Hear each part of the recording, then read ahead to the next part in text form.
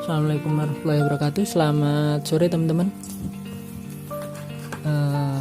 Pada kesempatan kali ini kita bahas ini ya, cangkok tulang. Cangkok tulang.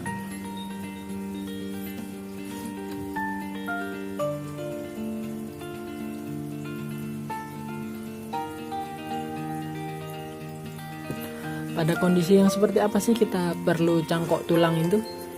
Jadi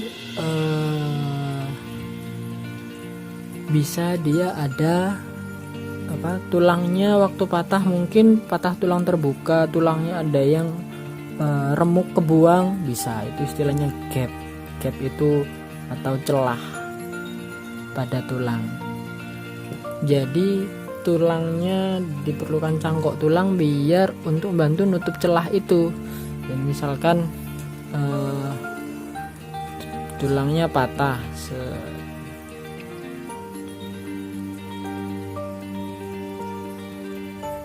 terus dia patahannya yang bagus harusnya kan gini, cuman karena ini patah tulang terbuka, ini ada bagian yang hilang, terus hilangnya lumayan banyak.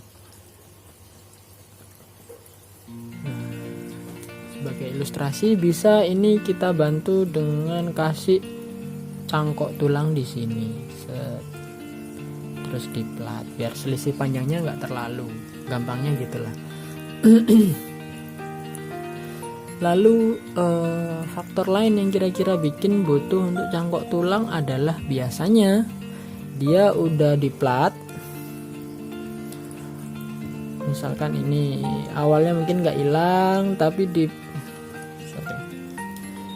tapi diplat nggak nyambung, ini awalnya celahnya dikit, lama-lama mungkin makannya kurang, mungkin latihannya kurang, kita nggak tahu, faktor penyembuhan macam-macam, ini nggak kunjung nyambung, dia malah makin lebar, tulangnya malah hilang, intinya tengah-tengahnya nggak nyambung. Terus ini sampai ditunggu berbulan-bulan, 1 tahun udah dioperasi, ternyata tulangnya nggak nyambung, ada lubangnya di sini di tengah. Ini bisa untuk istilahnya non union, udah lama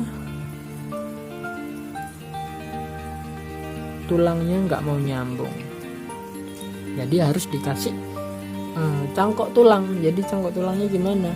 Itu nanti ini dibuka lagi, tepi-tepinya ini di freshening itu dilukain dikit biar dia jadi fresh, jadi ada pembuluh darah baru, bukan tulang yang udah ketutup.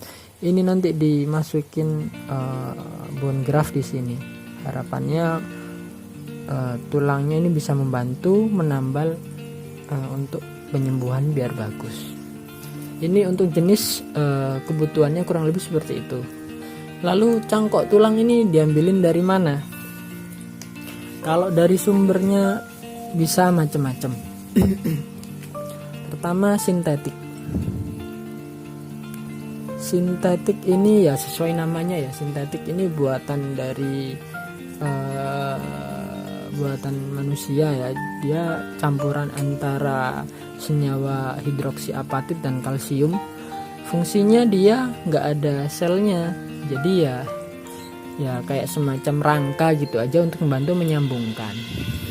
Lalu yang lain adalah dari hewan. Dari hewan ini biasanya mungkin diambil dari sapi, diproses tentunya biar untuk menghilangkan protein-protein dari sapi, tinggal rangka kalsiumnya bisa bantu untuk penyambungan tulang. Lalu yang paling bagus sebenarnya adalah dari manusia.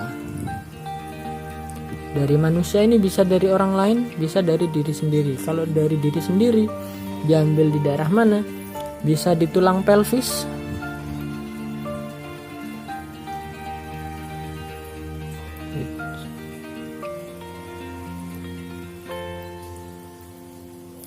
bisa diambil dari tulang pelvis di ujungnya sini, tergantung kebutuhan. Itu bisa diambil tanpa menimbulkan efek samping. Jadi tempat-tempat yang diambil adalah kita pilih yang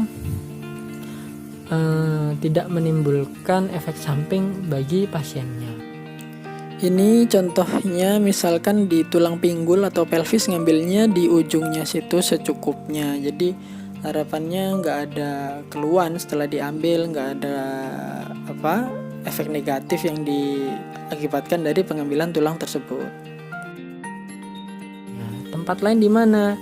Di tulang betis. Jadi tulang di kaki bawah ini ada 2. Kalau tulang paha kan cuma 1, tulang di kaki bawah ini ada 2. Ada yang besar, ini namanya tibia.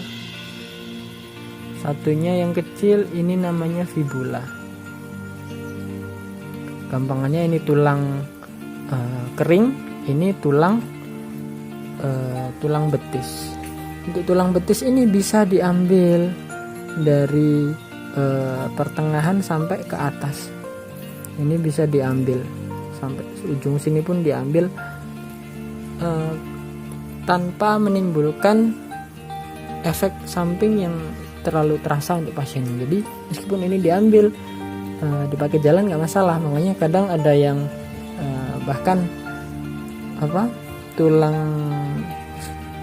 fibula atau tulang betisnya ini patah, kadang nggak perlu diplat. Jadi kadang patahnya 2, yang diplat tulang keringnya aja, ininya nggak usah diplat, dia bisa nyambung sendiri. Karena ini diambil pun dia nggak mempengaruhi dari fungsi berjalannya. Ini contoh gambar tulangnya ya, tulang kering sama tulang betis. Jadi kalau pada teman-teman yang disarankan untuk cangkok tulang, biasanya pada kasus-kasus yang seperti ini. Terus yang paling bagus udah disebutkan tadi adalah dari manusia, apalagi kalau diri sendiri, jadi nggak perlu processing macam-macam. Terus kalau ada pertanyaan lagi, apakah pasti berhasil? Kembali lagi, kalau pasti itu kita nggak bisa menjanjikan ya, ini namanya usaha. Yang pasti kalau nggak dilakukan tindakan yang tulang yang gap ini tadi, kalau udah sampai bulanan 1 tahun dia nggak tumbuh, kemungkinannya kecil dia bisa sampai tumbuh lagi. Makanya kita perlu melakukan tindakan gimana caranya biar bisa nyambung. Nyambungnya gimana? Ya dengan cangkok tulang tadi. Jadi dikasih, harapannya nanti pertumbuhan tulang yang baru bisa menutup. Mungkin kurang lebih seperti itu. Kalau ada pertanyaan dari teman-teman monggo. Kalau bahasannya cukup, mungkin tak buatkan video sendiri. Kalau enggak ya kadang tak jawab langsung di komen. Assalamualaikum warahmatullahi wabarakatuh. Sampai ketemu di lain kesempatan.